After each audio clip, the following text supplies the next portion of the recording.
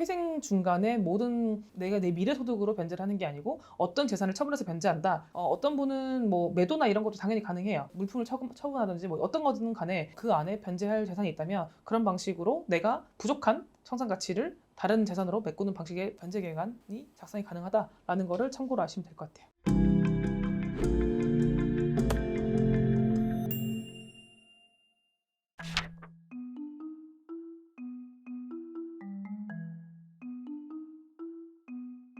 본인이 살고 있는 집이 보증금이 높은 분들도 있잖아요. 소득은 많지 않은데 네.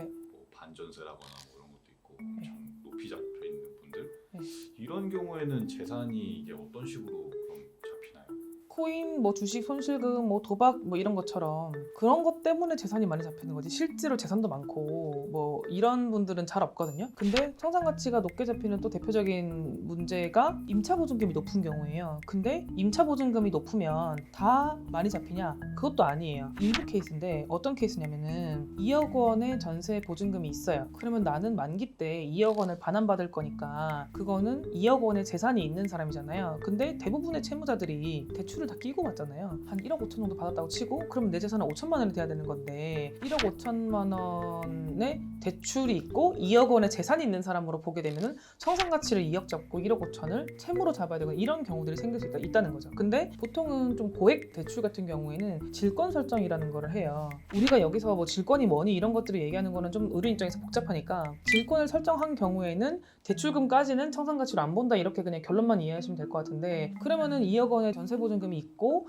1억 5천의 대출금이 있는 경우에는 그 5천만 원만 재산으로 반영하는 게 일반적으로 맞는데 이 질권 설정이 안 된 분들의 경우에는 2억 원 전체를 청산가치에 넣고 1억 5천을 대출로 채권으로 넣는 그 문제 때문에 의뢰인이 청산가치를 2억으로 잡아버리게 되면은 2억을 변제 기간 안에 모두 변제해야 되는 문제가 생기잖아요. 왜냐면 청산가치 보장의 원칙이 있기 때문에 그러다 보면은 이 의뢰인이 특히나 소득이 있으면 다행인데 소득이 없는 분들은 부족한 분들은 뭐 2억 원은커녕 1억도 마련하지 못하는 분들 많단 말이에요. 그러면 이것 때문에 억지로 36개월 변제가 안 되고 60개월 변제를 한다든지 아니면은 최저생계비를 줄여가지고 변제금을 높인다든지 이런 방식으로 해결할 수밖에 없는데 그러면은 굉장히 의뢰인 입장에서도 너무 힘들고 변제 수행 가능성도 떨어지고 회생의 효과를 제대로 보기가 어렵잖아요. 그래서 이런 경우에는 어떤 방법이 있냐면 전세금이라는 건 어쨌든 반환을 받을 거고 보통 기간이 2년이니까 1년, 2년 안에 회수가 되는 채권이잖아요. 그러면은 전세 보증금은 일단은 반환을 받는다는 걸 전제로 전세 사기 이런 거 아닌 경우에는 어쨌든 무사히 받을 거 아니에요? 이제 재산 처분에 의한 변제라는 거를 할 수가 있는데요. 재산 처분에 의한 변제가 뭐냐면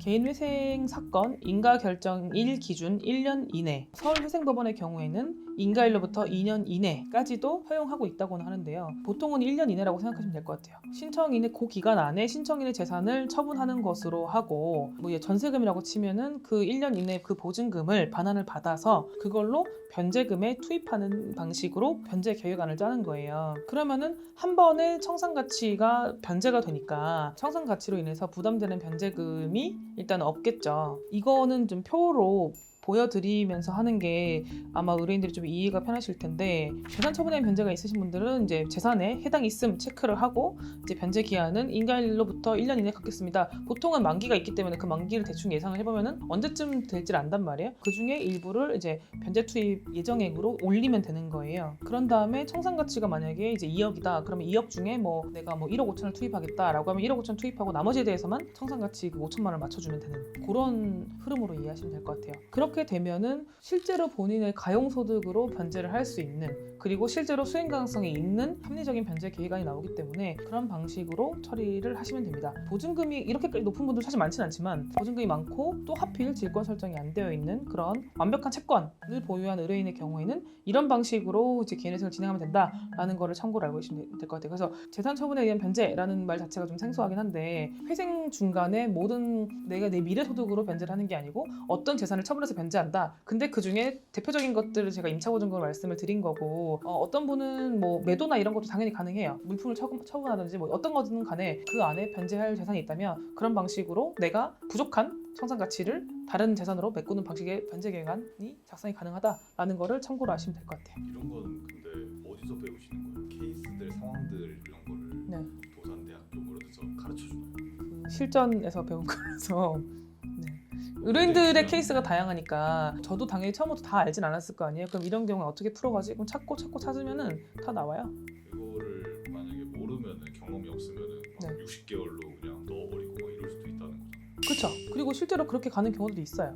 이게 재산 처분에 의한 변제가 원래부터 있는 건데 모르는 것도 많아요. 진짜 회생위원이 보기에는 변호사님이 이뻐 보일 수도 있겠네. 이뻐 보이려나? 근데 우리 사무실이 욕은 안 먹어요. 회생위원은 또 항상 그걸 보니까 어느 사무실에 이런 개똥 같은 걸 보내왔어 이럴 수도 있잖아요. 어떻게 보실지는 모르겠는데 저는 그래도 그 회생위원들이 저희 사무실에서 올라가는 사건을 그래도 사건 처리를 합리적으로 하는 곳이다 라고만 생각해 주시면 좋을 것 같아요. 그 정도면 충분합니다. 저희가 인상이 안 좋으면 의뢰인한테도 좋을 게 없기 때문에 합리적인 선에서 사건을 수행하려고 노력하고 있습니다.